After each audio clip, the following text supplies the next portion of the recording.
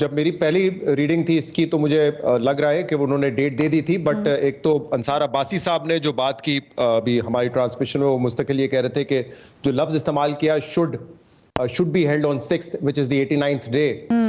वो इतना क्लैरिटी से नहीं है, वो इतना क्लियर नहीं है। अगर उन्होंने डेट देनी होती तो शाल का लफ्ज इस्तेमाल करते। मेरे ख्याल से उससे ज्यादा अभी कुछ देर पहले रीमा साहबा ने ट्वीट की है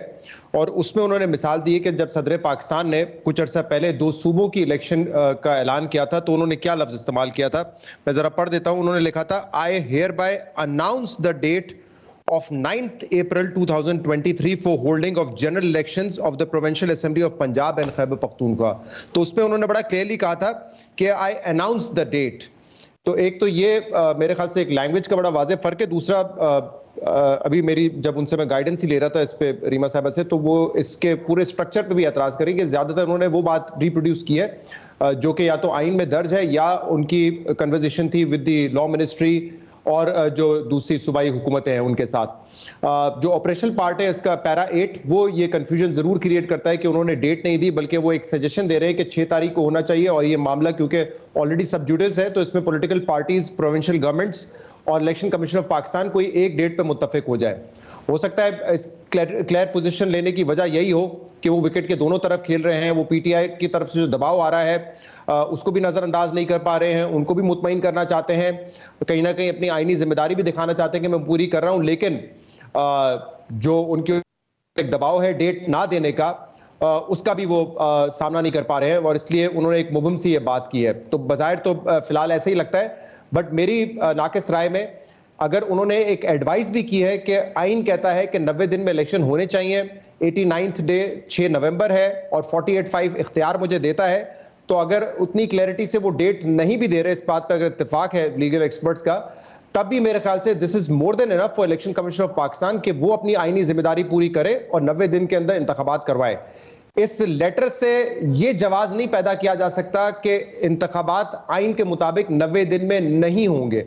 हो सकता है सदर पाकिस्तान साहब का ये लेटर जो है एडवाइस हो, क्लैरिटी ना देता हो, बट आइन बड़ा क्लियर है और इलेक्शन कमीशन ऑफ पाकिस्तान अगर खुद कहता है कि डेट देने का इख्तियार हमारा है तो वो डेट 90 दिन के अंदर होनी चाहिए। ये जो डिलिमिटेशन मामला है, आइन बड़ा क्लियर है इस पर कि अगर, लेकिन शहजाद सदर मुमलिकत ने खत लिख के तो ये आईनी पोजीशन मजीद अपनी कमजोर नहीं कर ली, क्योंकि इससे पहले हम बड़ी दफा बात कर चुके हैं इसके ऊपर कि आइन क्या कहता है और आइन मुकद्दम है किसी भी कानून साजी से। लेकिन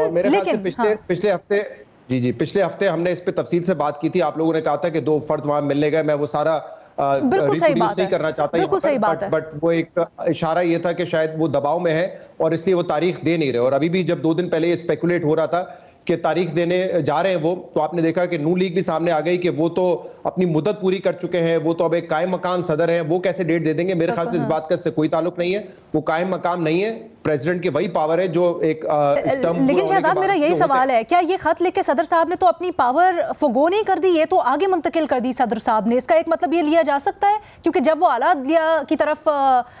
ले जाने की तजवीज़ दे रहे हैं या इलेक्शन कमीशन को कह रहे हैं कि,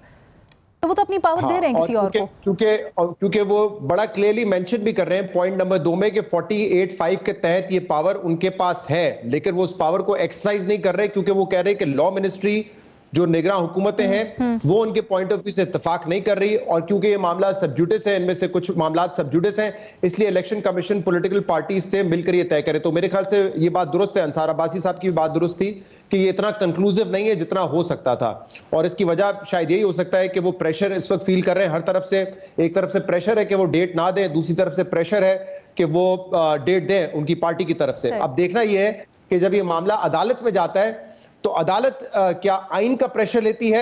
या वो प्रेशर लेती है कि आप डेट का ऐलान ना करें और इलेक्शन जब फरवरी में कहा गया है कि हो जाएंगे तो होने दें।